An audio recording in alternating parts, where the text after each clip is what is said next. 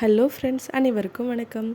இன்றைக்கி சிட்ருல்லஸ் லேனட்டஸ் அப்படின்ற இந்த தர்பூசணி பழத்தை வச்சு இந்த வெயிலுக்கு எதமான சூப்பராக வீட்லேயே ஈஸியாக ஒரு குச்சி ஐஸ் எப்படி ரெடி பண்ணுறதுன்னு பார்க்கலாமா? அதுக்கு முதல்ல நீங்கள் இந்த பழத்தில் இருக்க கொட்டையெல்லாம் எடுத்துகிட்டு இந்த மாதிரி குட்டி குட்டியாக கட் பண்ணி ஃப்ரீஸ் பண்ணி எடுத்துக்கோங்க.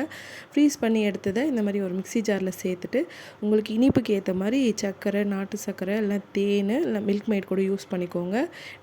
நான் சர்க்கரை தான் போடுறேன். இதை நல்லா சேர்த்து நல்லா நைஸாக அரைச்சி எடுத்துக்கோங்க. இதை அப்படியே ஃப்ரிட்ஜில் ஃப்ரீஸ் பண்ணி எடுத்து மறுபடியும் ஐஸ்கிரீம் மாதிரி கூட சாப்பிட்லாம். ஆனால் நான் குச்சி ஐஸ் மாதிரி ரெடி பண்ண போகிறேன். அதுக்கு ஒரு டம்ளரில் இது மாதிரி போட்டுட்டு நம்மக்கிட்ட ஐஸ்கிரீம் பிடிச்சிருந்தா அதை இது மாதிரி உள்ளே சொருவி வச்சுடுங்க. அப்படி இல்லைன்னா ஒன்றும் பிரச்சனை இல்லை, ஐஸ்கிரீம் குச்சியில் நான் ஸ்பூனை வச்சுடுங்க, அதுவும் நல்லாயிருக்கும். இதை அப்படியே ஃப்ரிட்ஜில் வச்சு நல்லா ஃப்ரீஸ் பண்ணி எடுத்திங்கன்னா நமக்கு வெயிலுக்கு சாப்பிட்றதுக்கு சூப்பரான டேஸ்டியான ஹெல்த்தியான குச்சி ஐஸ் ரெடி.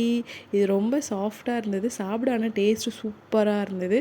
நீங்களும் ட்ரை பண்ணி பார்த்துட்டு எப்படி இருந்ததுன்னு கமெண்ட்டில் சொல்லுங்கள்.